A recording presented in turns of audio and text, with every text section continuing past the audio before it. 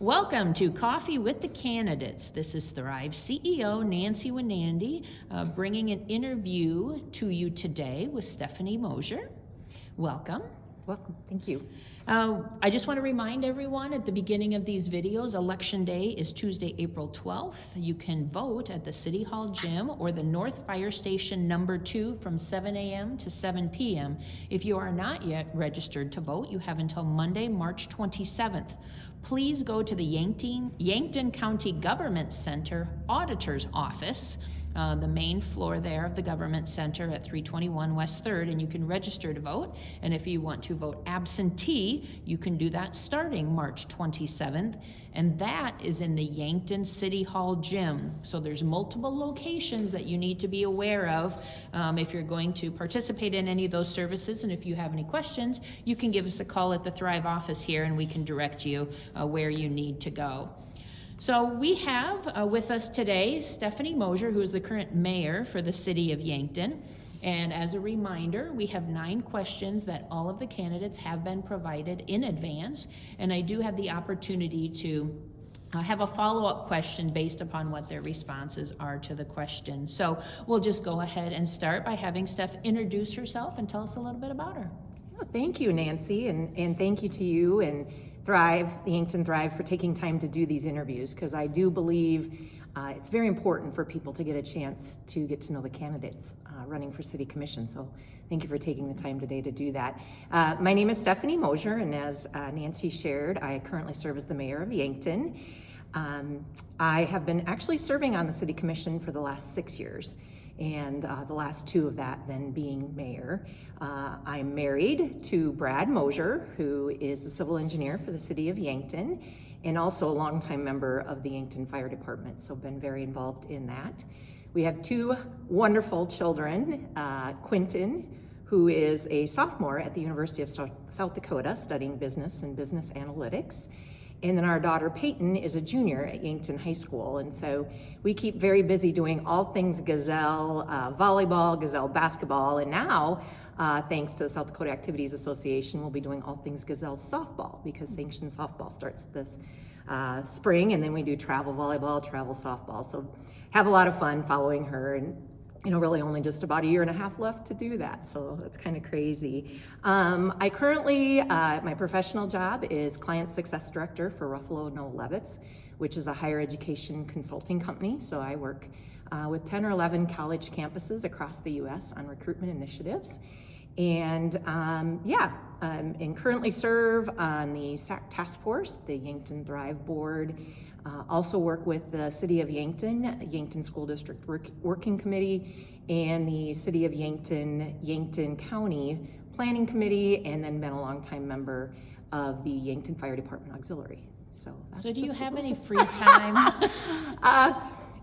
Some, yes. I do get some in there, but I thrive off being busy and just being involved in lots of different things. So that always excites me and keeps me going. So what skills or experiences do you have that set you apart from the other candidates?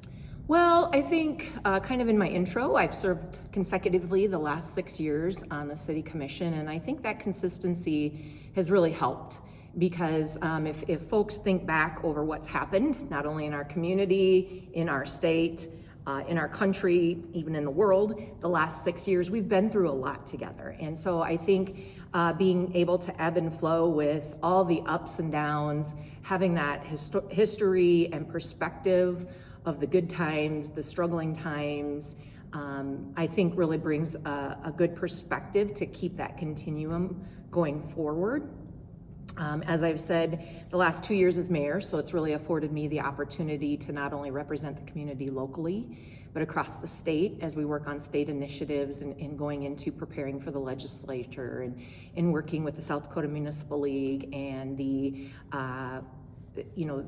communities our size in South Dakota, in working with them on issues that are similar in our communities and how we can solve those together. And so I think that makes me a unique candidate or something different than the other candidates have.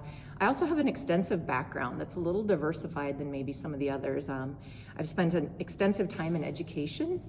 So really understand the importance of great K through 12 and even a higher education. So being able to have K through 12 and an institution of higher education in our community is very important. So I think understanding how education plays a part in that makes a difference.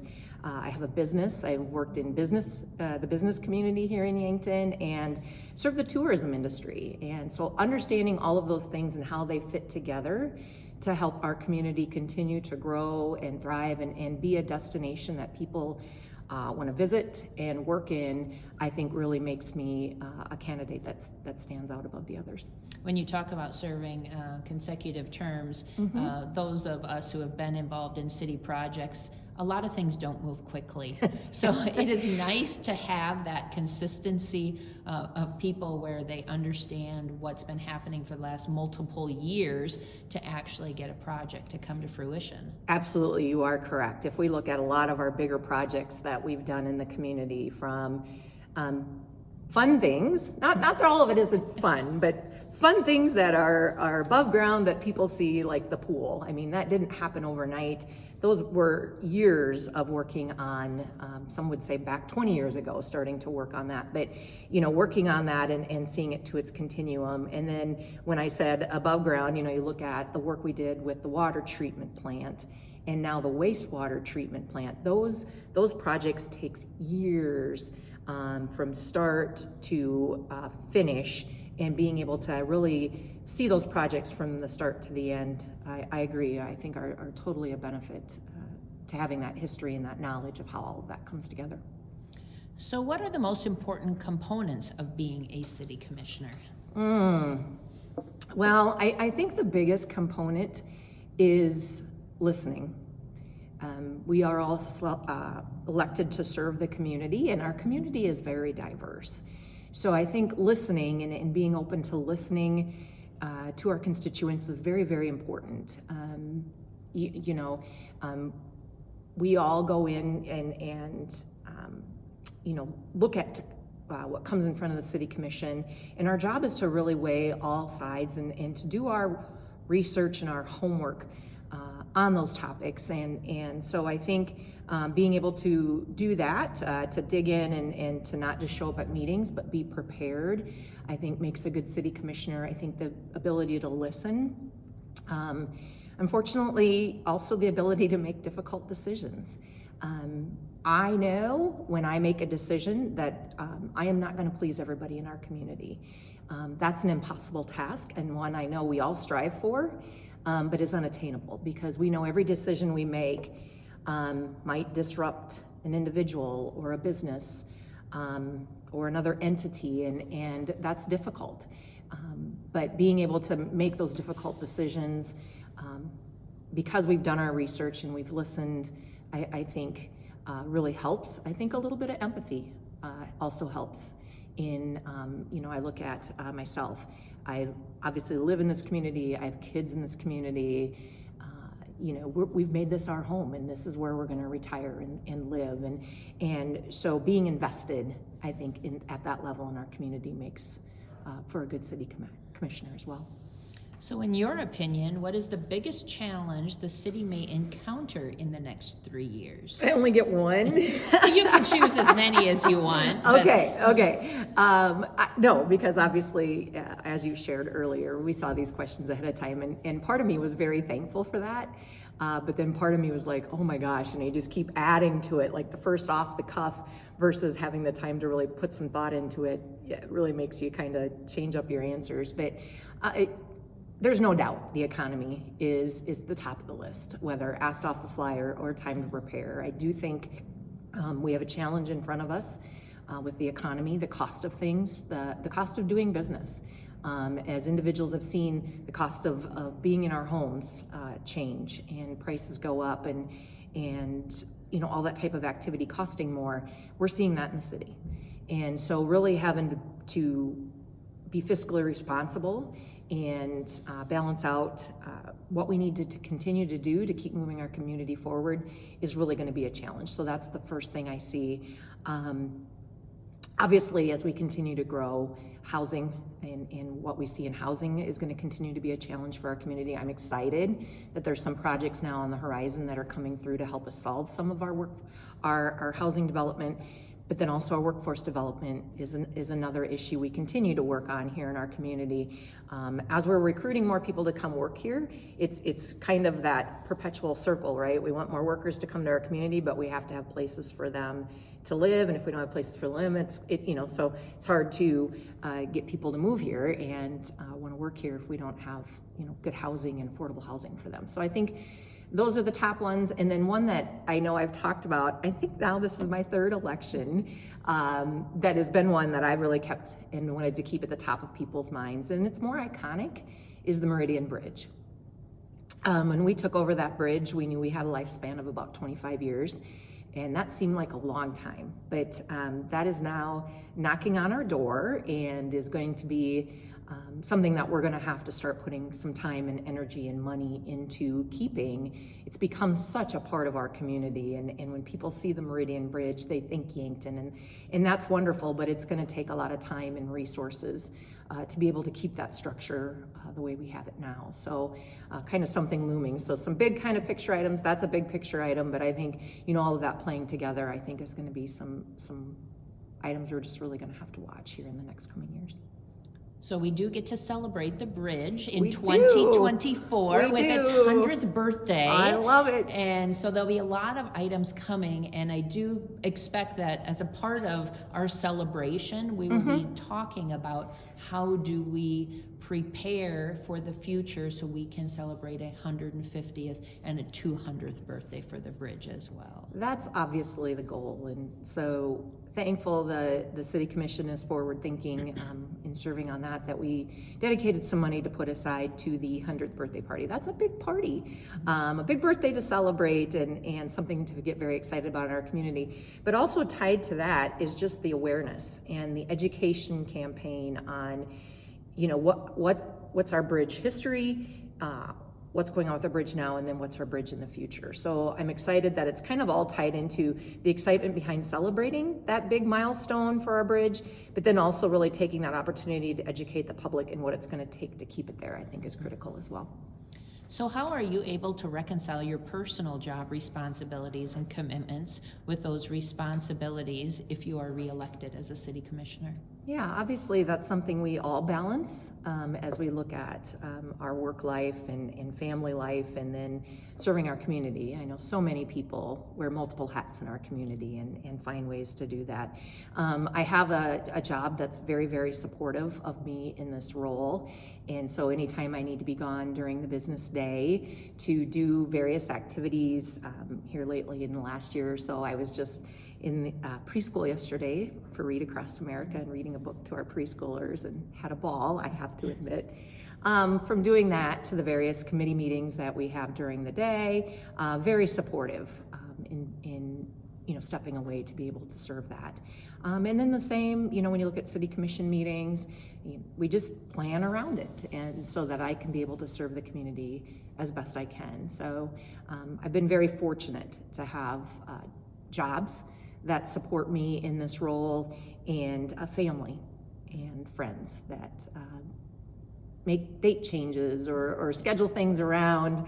I'll have a birthday on a city commission meeting, and I plan to be at the city commission meeting because we can work around that. So it's just prioritizing, understanding the importance of what you do serving in this role and what a difference it makes in our community. I think really makes it easy to prioritize and be available. So what are your 3 favorite things about Yankton? Nancy, another question where you limited me on a number that is just a struggle, because what is there not to love about Yankton? I don't say that facetiously. There's a lot of things to love about Yankton, and so to narrow down to 3, I'm going to clump a bunch together. So I want everybody to think about a compass. So from north to south to east to west, A lot of exciting things going on in our community. If you look north, going out, and everything going on in our Mead development, and businesses that are starting to grow and become a part of that very busy intersection here in our community, with the extensive soccer park. It's just going to be a great corner out there for our community. And heading south, looking at everything we're doing in the Meridian District. I tell you what, I've been to other communities and people have raved about our downtown and you know, the businesses and what we have there. A lot of it and looking very appealing, right? So kudos to the business owners who are either on their own or partnering with the city through the facade grant and really reviving our downtown. It just really, I've said before, downtowns are the kitchen of our homes, right? And when you think about people coming to your home, where do they gather? In your kitchen, whether you want to or not. It just seems like everybody congregates around there, and it's the same in communities. You know, we get a lot of people that come to our community and head downtown and really enjoy their time there. And so you look at that, and then, you know, west with all of our housing development that we've done out by West City Limits Road and what we continue to do out there, and going east with our Gale development and Gale for their adding on, and then what we're able to do with the infrastructure out there to continue to look at eventually providing housing in a needed area of our community. So that's one, believe it or not, I'm kind of tying it to the compass effect of the community in the north, south, east, west, and just all good things going on entirely through our community. I would be remiss with my extensive background in education to not mention our school district and all the work that they've done. Well, education in general, but we'll start with the school district if we're looking at the expansion and what they're doing with the early childhood education. Both of our kids were in the Yankton School District Early Childhood Program, and it made a world of difference to our kids and how they were prepared to enter, you know, the K-12 system because they started in the early childhood program. So I'm really, really excited on their expansion there. And then Mount Marty University, having a campus, college community college campus in your community is huge. We look at their students who are supporting our businesses, going out to eat and going to throw X's and going bowling and doing all of that, to working for our businesses and the workforce that it provides there. But they're just also good advocates, you know, in their volunteerism and in what they're doing to support groups and organizations in our community is huge. So I think one of the greatest things we have in this community is the blending of the pre-K all the way up to a college graduate is unparalleled to me in what's being accomplished in education in our community. So, you know, I would lump that together. And then the last one, I gotta give a shout out again, my background, sports tourism. I think is huge in our community, and our outdoor facilities and what we have to offer teams as they come and play and stay is huge. You know, they can come for a tournament, they're gonna come to a beautiful new soccer complex. We've got great softball fields, you know, Riverside Baseball Stadium, turf field, and what's been going on down there. I mean, all of those facilities are just great to have for that sports tourism industry and what we can do. But it also is great for our own community, whether it's people coming from out of town, but our community can take advantage of all of those facilities. We got a great trail system, so just being outside, a great trail system that's connected across our community to the Huther Family Aquatic Center, to pickleball courts and tennis courts, and it's just a great community to get out and enjoy the outdoors, and we would be remiss not to mention the river and the lake as tied to all of that. So just the opportunity to get outside and enjoy the outdoors, whether you're a citizen of Yankton or, you know, somebody traveling here to appreciate all we have to offer. And we see that, right, in our tourism numbers, that this is a place that people love to come and play and stay as well. So I think all of that rolled together just makes Yankton a great community. So since you touched on the trail system, I do want to remind people that the damage that was caused to our trail back in the flooding is finally being worked on, and it was not because of delays with the city, but Steph, do you want to talk a little bit about that? Yeah, I mean, obviously, we talk long-term, right? And the continuum of serving the last 6 years, one of the projects I know that even crossed my mind when you said that was our work with the flooding. That does not happen overnight and definitely took a long time. It's a project that we worked on with FEMA. And FEMA had some changes as they went through COVID and people leaving and folks that worked with us on that. And going back to them, I mean, it's one thing FEMA came back to us and then we went back and were able to say, no, this is our community and this is the way we see it and this is kind of how it needs to be. And then all the work we're doing in flood mitigation to hopefully rectify not having flood anymore by purchasing some land in the area of the floodplain so that we can work to do mitigation. All of that takes time. And that's exactly what we saw here. So yes, we would have loved to have got up the next day after the waters went down, put the trail back in and go about business as usual, but we had to do it the right way, and the right way took a little bit longer.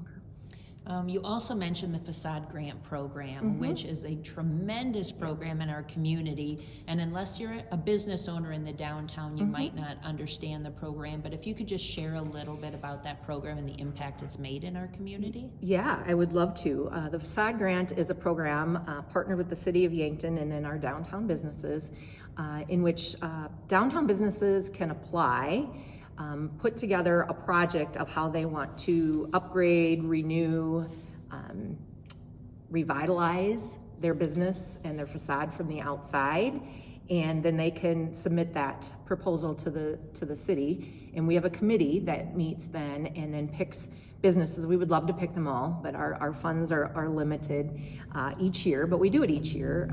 In fact, during COVID, we actually did 2 years worth in 1 year because we felt it was so important to have those dollars available to our business owners. But we'll partner with those business owners in some portion of what it's going to cost them to upgrade, renew, revitalize the facade on their buildings, and then we'll partner with them to make that project more of a reality to happen, because that's a big constraint. A lot of our downtown businesses are small family-owned businesses that don't always necessarily have all the dollars to be able to do that. And so we're very happy to partner with them to make that happen. And I think drive downtown, you can see all the good work that's being done in that type of project. We're very excited about it. And you are right, it is a partnership with those businesses in the downtown. It's not the city just handing them a check to make those improvements. It's a nice collaborative effort that I have had other communities reach out to me to get a copy of our facade grant program so they can replicate it in their own communities. So. And that's no trade secret, obviously. We love to share, and I think it's kudos. There's been people across the state of South Dakota that have reached out to Yankton for a lot of initiatives that we've done because of the good work we've done. That's one of them. I know, when we were looking at our city ordinances for recreational marijuana, we were getting reached out to by other communities that were just spinning their wheels and couldn't figure out where to go with that. And so what could we share with them? And I think that's great about South Dakota is that we have a lot of small communities and we can work together.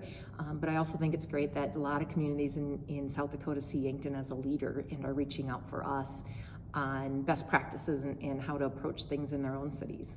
That's very true. A compliment to our community for sure. That happens a lot of times with workforce programs that we've been doing through our office. So I totally agree with you on that. Moving on, ongoing revenue is a challenge for the city, especially considering potential tax modifications that the state legislature is currently considering. What are your thoughts on what it will take to create a balanced budget and manage those needs versus wants?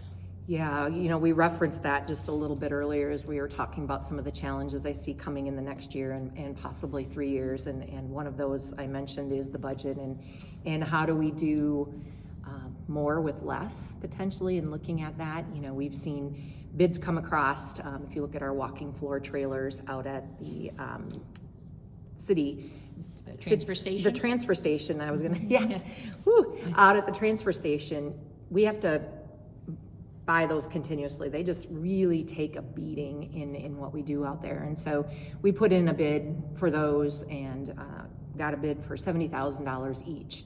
Great. Well, in thinking about that was like almost a year or so ago. We still don't have those due to just everything that went on with COVID and shipping and what have you. So being forward thinking, we're like, better get the next order in. And that came back at $30,000 more. So now that same trailer is now $100,000 versus $70,000.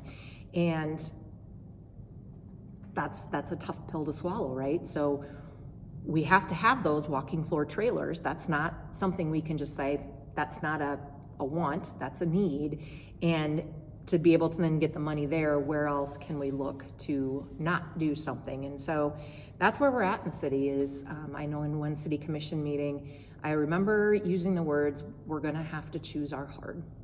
We're gonna be making hard decisions, and a lot of our department heads put a lot of time into putting their budgets together and putting together what they feel they need every year to be successful. And a lot of years we've been able to meet that and be able to add what they feel they need to keep doing the great job that they're all doing. But that's not going to continue to be the case, because we've already had to go back and say, all right, what can we call it push, what can we push to another year? And I see that continuing to happen, because we have to be fiscally responsible. Shout out to Al in the finance office, but he always says the pie is the same size. We don't get a bigger pie. We hopefully never get a smaller pie, but that pie is the same size. It's just how we cut the pieces. And that's really what we're doing is, as we cut those pieces, eventually we're gonna get down to the point where there's no pie left, and then we're gonna have to make difficult decisions. So that, really plays in my mind every time we go, and a lot of citizens come to us with great ideas and things they need money for, and unfortunately we've either had to tell them no, or we've had to reduce the amount that we can give them. But all of that is made with the understanding that we're trying to be fiscally responsible in the jobs that we're doing, because we only have so much to spend. You mentioned what's going on in the South Dakota legislature. One of the things that I had the opportunity to do before the legislature started was to sit down with not only people across the state, so all of us mayors sat down from our first class cities and sat down and said, where are we all at on this, and what can we do to work with our legislatures? And we put a plan together, and then we came back to our communities and sat down with our District 18 legislatures and really talked about and helped them to understand what happens in our community. I know all of us would love to pay less taxes, but just the grocery tax, if they were to completely eliminate it, not just the state portion, but even affect the city portion of it, is $1 million in revenue not coming to our city. Funds are already tight, and then to have to think about what happens if we have to cut $1 million out of our budget is difficult. And so really working with our legislature to make them sure they understand as they go back to peer that they know how the city's feeling about this. And so doing all that extensive work and trying to prepare for that, and really just staying connected to what's going on in the legislature and what it means for our community, I think is how we continue to move forward. And hopefully we don't ever have to come to the day where we have to choose the hard, but being aware of that and even now thinking about it. We're only in March, which I'm in denial that we've switched to March. It's early March. But again, decisions we make now is going to impact October and November. So just, really kind of being conscious about how that all fits together, and knowing that we have another how many months in this year is going to be critical to doing all of that. So from listening to how you've responded to these questions, it really sounds like you're not thinking just March to October, but really 2023 to 2033, when you had mentioned, when we talk about Gale Drive or some of those other projects and housing and some of those needs, it's really just not short-term thinking by the city that's important? No, it never is. If you attend any of our budget meetings, we're never talking about just the current year or the year after that. Our budgets are usually 2, 3, 4 years out and projected on where we see expenses and needs coming in. So if we do make the decision to push, we see what happens, and then that ripple effect as it goes into future years. We also do strategic planning in meeting together as a group to figure out what's next in our community, what needs to be some of our focus, and then how do we make that happen. So yes, always continuing to think about the future. And I think all of us may think we do day-to-day decisions, but a lot of the decisions that we make on the city commission will impact generations to come. Yeah, and another good example of infrastructure in that area is the water treatment plant and the wastewater plant, while us citizens who just received the bill sometimes get frustrated because we're seeing these increases. But like you were talking about with the walking trailer and some of those other things, there are required improvements that need to be made to make sure we do have water and we have toilets that flush and do those important things that citizens, we all take for granted every day because it just continues to work. Right, I say that all the time. You know, we all take for granted, and you don't have to go far to just even Flint, Michigan. We all take for granted that we turn on our tap water and we've got good, clean tap water coming out that we know we can drink and we can use for cooking and doing things like that. We take that for granted. We also take for granted when we flush our toilets that's going to go away, or we let out the dirty dishwater in our sink and things like that. So a lot of that stuff goes on behind the scenes that people don't think about in our community, and that's fine. That's all that type of stuff that we work on. But yes, you know, a lot of that infrastructure is very critical. You know, it wasn't easy to think about, you know, spending $50 million on a wastewater treatment plant, but knowing that for generations to come, we're going to be able to provide that service for our citizens, made it worth it. So, you know, those are the types of things that come in front of the City Commission that always aren't necessarily what people see, and I think we take for granted. But if you watch news across the state and across the nation, where that is not happening in communities, you've got, you know, down in Mississippi, in Jackson, Mississippi, there's water issues. To be forward thinking and make that a priority in our community, I think is huge. The timing came right that we were able to get some grants to help offset the cost of those projects. And, you know, anytime you can get that, I think is huge. So we needed to take advantage of that. And again, thinking about, you know, how that works well into our future. So not always the fun, flashy stuff like a pool and having water in the pool, but stuff even below ground, the roads that you drive on. In the city, we say we're in a very unique position. We can't just tell the firefighters to take a week off or decrease our police officer shifts or things like that to save budget. We can't stop collecting garbage and recycling, and we can't stop doing a lot of things. So city business, as usual, has to keep continuing to take place, and then we'll have to fill in with where we can with what we have available after that. But I do think, you know, a lot of that, I think a lot of people take for granted, and I'm okay with that. I think that's great, because when you're able to take things like that for granted, you're living in a good community. So there have been several hot topics since COVID, and the wastewater plant was one as an example of that. Yeah. You know, where one group becomes fired up about a specific topic. How do you intend to communicate with constituents and try to understand what the majority supports rather than a vocal minority? Yeah, I mean, the wastewater treatment plant was a good one, and I applaud, trust me, citizens that come forward and have the conversation with us. I'm elected to serve on their behalf, and that's hard to do if I don't know what they're thinking. So I really do appreciate citizens that take the time to reach out to me and let me know what they're thinking. The wastewater treatment plant was a good one. Trust us, if we all had unlimited resources, we would love to move the wastewater treatment plant downriver, further out from where it's at now. But I just couldn't, in good faith, put that on the citizens of Yankton. And that's what would have happened when we had to look at where's that other 40 million gonna come from to move it. I just couldn't in good conscience put that on people who are making ends meet in their households now, and then to have to double or triple their wastewater bill just didn't sit right with me. So I think listening to those that wanted it moved and why they wanted it moved and feeling the timing was right, but also balancing out what does it do for the entire community, I think is huge. Another one that came up most recently is the SAC. And as most people are aware, it was in the media, the City Commission voted to close a portion of the SAC. Pool operations were going to remain open.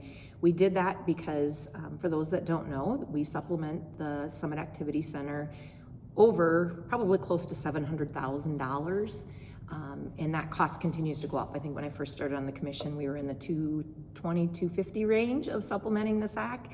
Now we're up closer to $700,000 and probably more in supplementing what's going on there.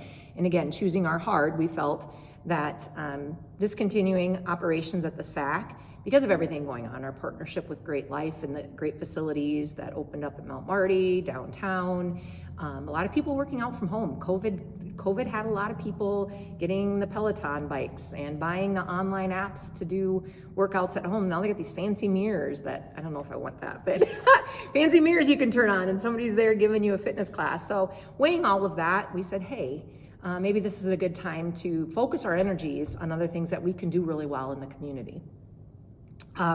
But the citizens came forward. We're very thankful for that. We had hundreds of people communicate to us the importance of that facility. And again, I really applaud that because that made a difference. And one of the things that we do is I think we listen.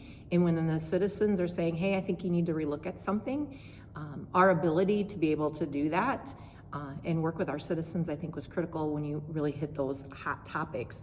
But one of the things I did with the SAC, as you know, is I put together a mayor's committee on the SAC task force and said, great, I applaud all of you coming forward. Now I want to use your knowledge and your human capital to get it going in the right direction and work with us on what we can offer there to make that a facility that more people want to join and use. And so that was one of the things. So you take sometimes a hard topic. The commission, we reversed our decision in working with the community, but then coming up with, we're gonna put a committee together to be able to work on this so that it's a group effort. Because sometimes when you have that collaborative effort, projects like that are able to move forward even faster and bigger than what we thought. And I always admit if maybe we thought we made the right decision for what we needed to do to exactly go back to everything we were talking about with the budget and resources, but happy to have taken a step back and said, all right, then help this make this a great facility. And I'm glad we're working on that. And we're currently meeting every other Monday, and we're hoping to come before the City Commission in April with our thoughts and ideas on how we make that facility relevant for years to come. Yeah, one of the reasons I included this as a question was I was hearing a lot of comments on snow removal. Yeah. And there's a lot of people who are upset that we don't have snow gates or their driveway was plowed shut, but you as commissioners never hear from the thousands of people who are very happy with how the streets are plowed and the things that are happened. So that's where this vocal minority, you're not going to change the processes in the city necessarily because a few people are upset over something. You really do have to think about the thousands of people who might not be contacting you to say that they are happy with it. Right. I go back to, I know at one point it was the 311 principle. In that, if somebody is happy with something, a service, a business, or whatever, they may tell up to 3 people, but when somebody's not happy with something, they'll tell at least 11. And, and that ripple effect. So, yeah, we're not perfect. The city's not perfect. We do the best that we can. But I think everybody has to understand, just as you've said, we have an entire community that we're responsible to oversee and try to just do the best we can. We've had a crazy amount of snow this year than we've had, I think, as long as I can remember. And, I actually thought we did a good job trying to get it removed as quickly as possible. There was just a lot. And, there were a couple of days. Again, we're limited resources in the city. We only have so many CDL drivers and folks that can drive big equipment that helps move that snow. So we had to pull the garbage folks to come help us remove snow, which meant there were times where people's garbage didn't get picked up on the day that it should have been picked up. And that's hard, right? Because we want our garbage gone and we appreciate, again, those services that just happen without us thinking about it. And so we did hear from some folks who weren't happy also with that. But, anytime like that happens, we're happy, call the city offices. We're happy to send somebody out and do that. But again, a hard decision was made. We either had to remove the snow or get the garbage. And we felt the way we could do both is get the snow removed so that our citizens could get out, get to work as safely as possible, and have our businesses accessible, and then we'll go get the garbage. And so we managed to do both, but I know sometimes that's inconvenient or difficult sometimes as well, depending on what's going on in people's lives. So is there anything you wanted to include in your interview today that was not a part of a previously asked question? Shoot, Nancy, of you and I, is there anything we haven't covered today? No, one, just want to thank you again for taking your time to do this today. I would challenge the voters of Yankton to please do your homework, do your research. There are 6 great candidates running for city commission, and all of us probably have a different view on how we look at things, how we approach things, our backgrounds, and just would encourage people to do their homework, reach out if they have questions, attend any forums.